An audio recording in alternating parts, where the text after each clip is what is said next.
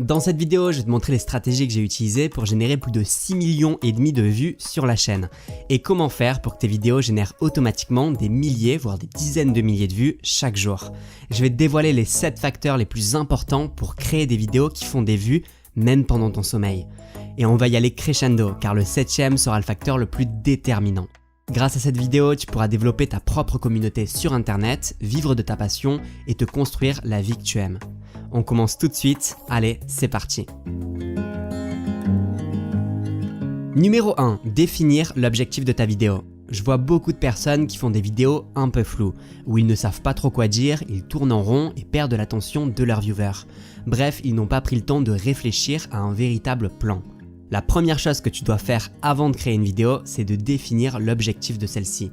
Car ce que tu ne veux pas, c'est que les gens regardent ta vidéo et se disent « Oula, ça fait 5 minutes que je regarde ça et j'ai vraiment perdu mon temps ».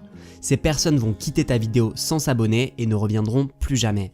Pour éviter ça, il faut respecter cette règle. Fais toujours des recherches avant d'enregistrer ta vidéo. Ça te permettra de savoir exactement le but de ta vidéo, ce que tu dois dire et tu auras un véritable plan. Et pour la personne qui regarde, ta vidéo est dynamique, intéressante, captivante et surtout, elle va droit au but. Ça se traduira par plus de vues et plus d'abonnés, mais aussi par des vidéos qui se référenceront dans le temps et t'apporteront davantage de vues pendant que tu dors. Numéro 2, rediriger vers une autre vidéo à la fin. Imagine qu'une personne regarde une de tes vidéos, ça fait une vue, et ça va probablement s'arrêter là. Elle va ensuite partir sur une autre vidéo qui lui est recommandée. Maintenant, imagine que tu rediriges cette personne avec un écran de fin vers une autre de tes vidéos similaires. Ça fait 2 vues pour la même personne, voire plus si elle continue à être redirigée vers ce qui l'intéresse. Je vois beaucoup trop de personnes qui laissent leurs viewers s'échapper dans la nature après avoir visionné leur contenu. Donc pense bien à soigner les appels à l'action de chacune de tes vidéos. Numéro 3, avoir une seule thématique. Le principal avantage de choisir une seule thématique, c'est que les gens savent pourquoi ils s'abonnent à ta chaîne. Et ce qui est magique, c'est qu'une personne qui tombe sur ta chaîne par hasard va aimer la majorité de tes vidéos. Elle va donc consommer tout ton contenu à la chaîne en quelques heures et attendre impatiemment tes nouvelles vidéos. Ça te permet d'engendrer un paquet de vues venant d'une seule personne qui te découvre.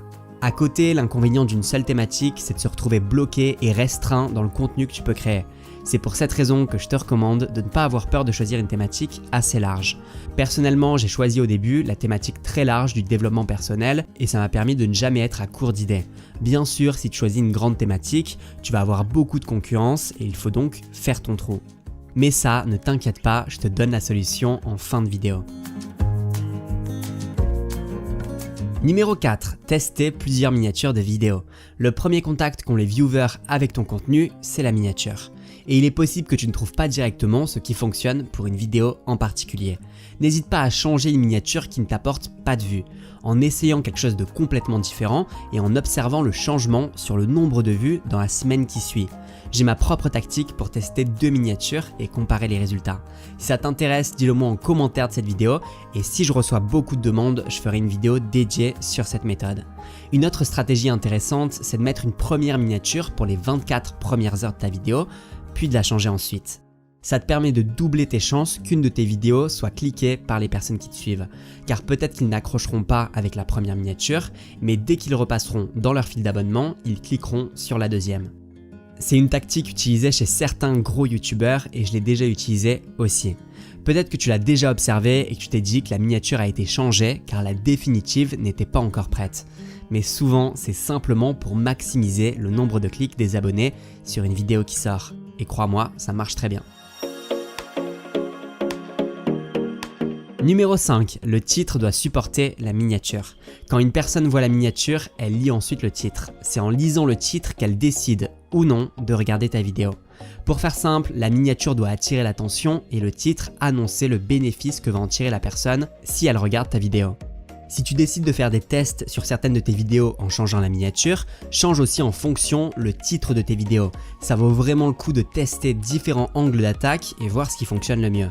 Pour être honnête avec toi, ça m'arrive de passer des dizaines de minutes à réfléchir au titre que je vais utiliser pour une nouvelle vidéo, car je sais que c'est super important.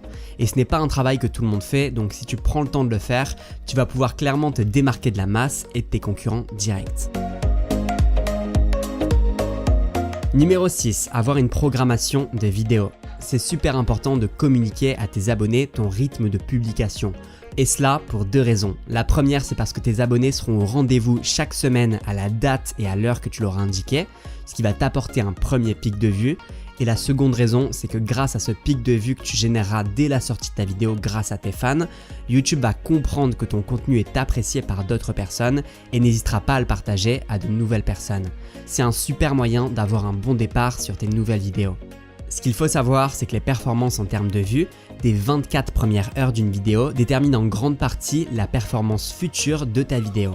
Donc ce que tu veux, c'est que les personnes qui aiment le plus ton contenu viennent le voir en intégralité dès sa sortie.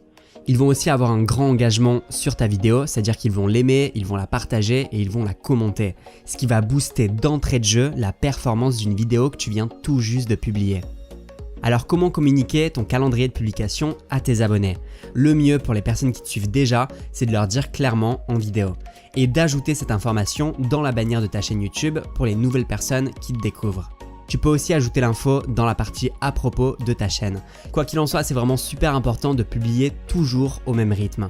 Par exemple, tu peux leur dire que tu sors une nouvelle vidéo tous les dimanches à 13 h. Et d'ailleurs, c'est le rythme de publication que moi je vais avoir sur cette chaîne. Une nouvelle vidéo tous les dimanches à 13 h. Donc si tu veux être sûr de ne pas rater les prochaines vidéos, pense à activer la cloche. Numéro 7, tester différents formats de vidéos. C'est sans aucun doute la meilleure stratégie pour avoir plus de vues. Et cette stratégie, c'est de trouver ton propre format. Alors bien sûr, tu ne peux pas trouver les concepts de vidéos qui te conviennent et qui fonctionnent sans tester. Ce que je te conseille, c'est donc de tester dès demain 3 nouveaux formats de vidéos.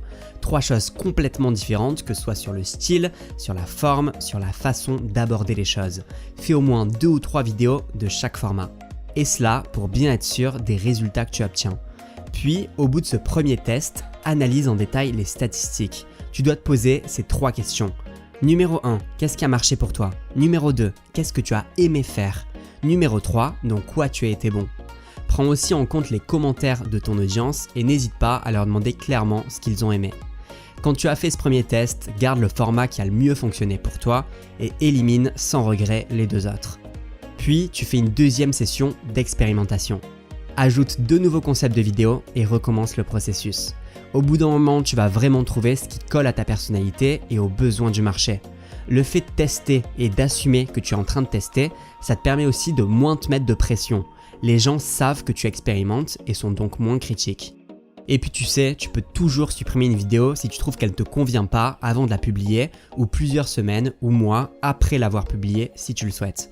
Il n'y a pas de pression à avoir et rappelle-toi toujours que mieux vaut fait que parfait.